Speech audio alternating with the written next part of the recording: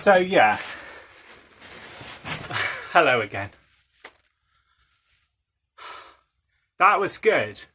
My first video worked okay. I don't know if you guys would agree with that, but I'm pretty happy with it. The best thing was that I actually pressed the record button. Because let's be honest here, one of the worst things that can happen on these vlogs or in other things is that you don't press the button. That is, as they say, disappointing. Anyway, I'll get straight back in. So thanks for tuning in. Unlike how this kind of looks to you now, I've actually got a lot I want to talk about. I've actually planned it a bit, a medium amount, a lot in my head. I mean, one of the things about fishing, as we all know, think of those minutes, hours and days we spend by the river thinking in our heads a lot about everything.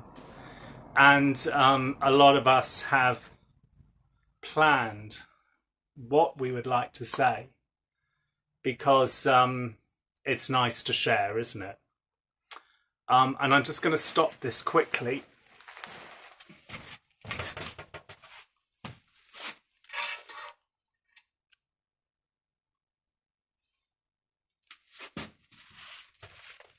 When I say stop, I don't mean stop.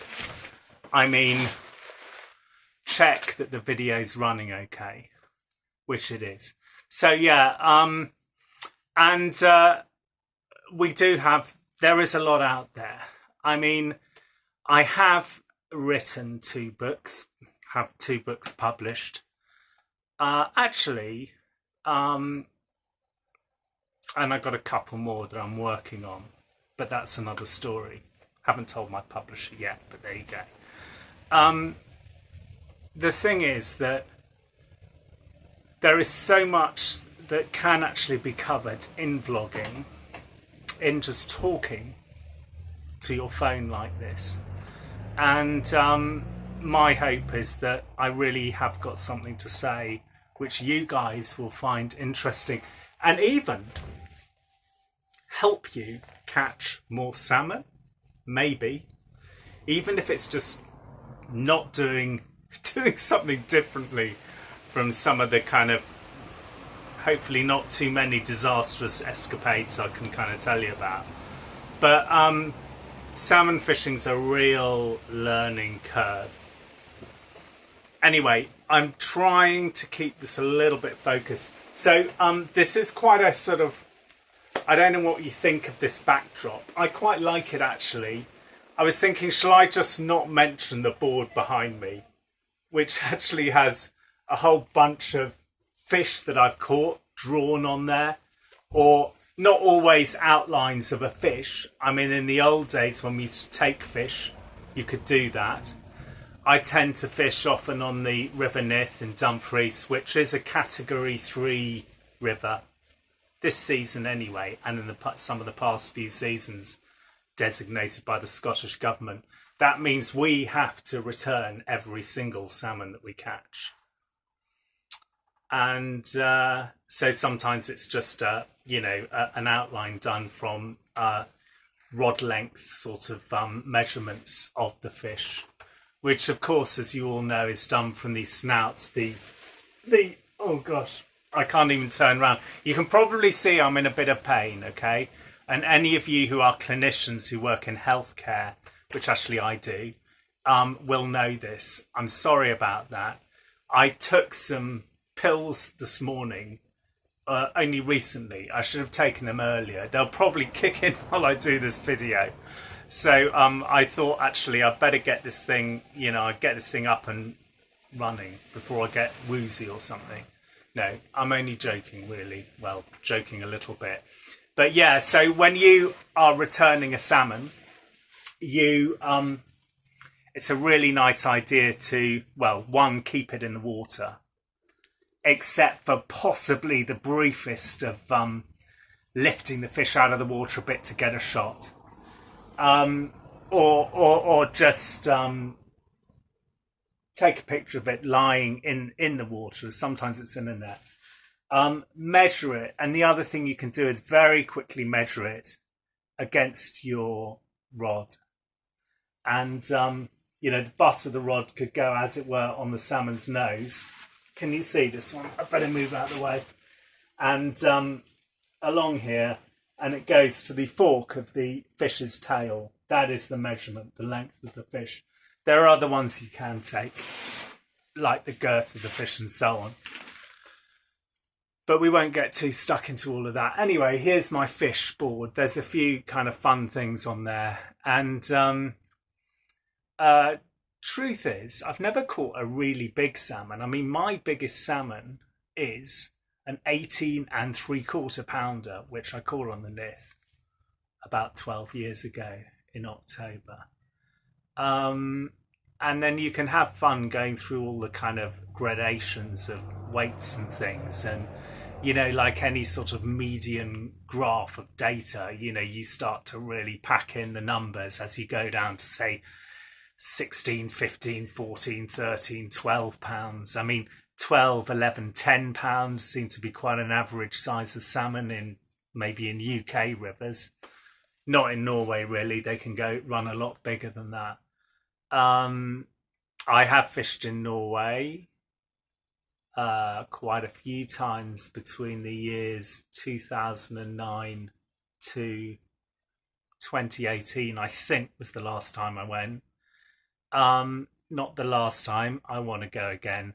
Unfortunately, the pandemic happened and other things, and that kind of messed things up a bit. But boy, I want to go back out there.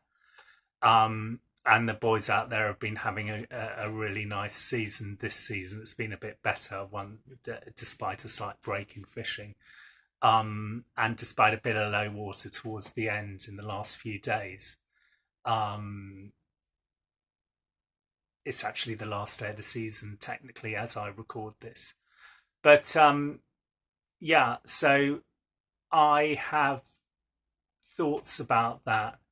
And what I'm going to do is just briefly say what I'm going to talk about. I thought quite a fun thing to talk about would be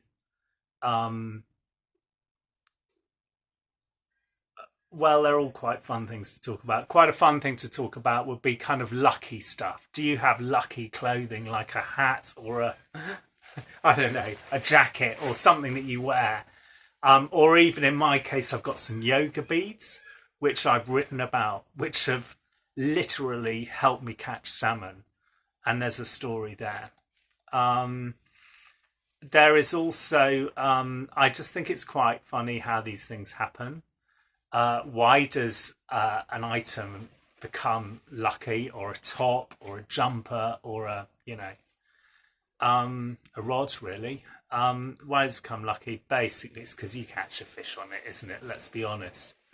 And more than that, in a way, you have a wonderful moment, a magic moment, an amazing moment. Salmon fishing is full of those. Otherwise, I'd probably be playing golf or something. But look, okay, that's one thing. The other thing I wanted to say was that, more technical stuff. Like, for example, I was just speaking to Brendan, who's a Facebook friend who lives in Belfast, actually, and he's been catching some nice fish in Iceland this summer. And he was talking about moving the rod, or rather, I talked about him moving the rod. He cast the fly out in his video. He was mending it actually about 3 times, and mending the line. And then I said, "Then fish on." And I said, "Brendan, was that the movement of the jigging the fly with the mending that sort of brought on the fish?" And interesting to say, I think that I think he agreed with that. But the interesting thing about any kind of movement like that is that, and I'm also talking about high sticking, as the our Nordic friends call it, with maybe a shorter 12 and a half, 13 and a half foot rod, where they raise the rod and they sort of dink it and move it around a bit.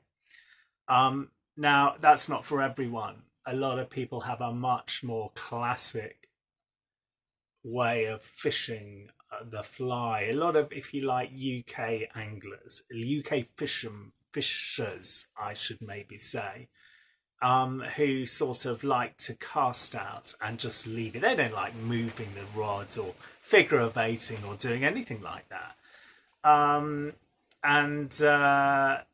I think this could be because they fish a river like the Spey, where in some ways, arguably, the river, the flow, kind of fishes your fly, and in some ways, if you kind of play around dinking it, you can kind of mess up possibly the take of the fish. That's how the argument goes. I think, as with a lot of these things, what I personally do is a mixture of all these things. And in fishing, you're constantly feeding in with your experience, kind of wonderful thing, and intangible kind of thing, but there it is, your armory of fishing experiences and events that can inform the way you are fishing that pool right here, right now. I'm going to have another pause.